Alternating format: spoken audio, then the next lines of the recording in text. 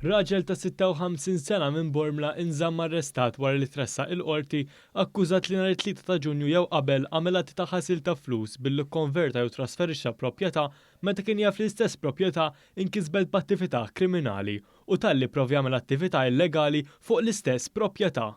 Ir-raġel ġie akkużat ukoll li aġixxa bħala kompliċi f'dawn l-illegalitajiet.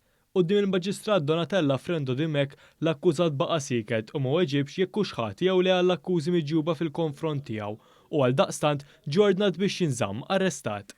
Il-prosekuzzjoni f'dan il-każ tmexxiet mill-Ispettur Lianne Bonello u l-Ispettur Kevin Pulis. Fredrick Mifsud ta' 38 sena mis-Siġġiewi ngħata l-ħelsien mill-arrest wara tressaq il-qorti fuq akkużi ta' SERQ. Huwa ġie akkużat li fit-30 ta' Mejju seraq karozza minn Ħal Qormi. Ir-raġel li huwa reċediv ġie akkużat ukoll li fil-5 ta' Ġunju flaxija ta' n-nar l-istess karozza fiż-Żurrieq.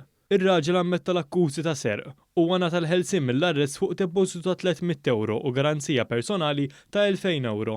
Marċeri ta' 43 sena minn Witi Line inżamm arrestat wara li allegatament seraq minn garax li jagħmel xogħol ta' sprejer f'Ħal Qormi. Il-każ ġara 3 ilu bir-raġel allegatament seraq flus kontanti. Ir-raġel ġie akkużat li kiser ukoll kundizzjonijiet brabta mal-ħelsien li ngħata lilu f'Diċembru li għadda. Huwa weġeb mhux ħati għall-akkużi fil-konfront tiegħu. Huwa kien assistit mill-avukat Mario Mifsud u l-avukat Lenix Vella. Il-prosekuzzjoni tmexxiet mill-Ispettur Alfredo Manġon.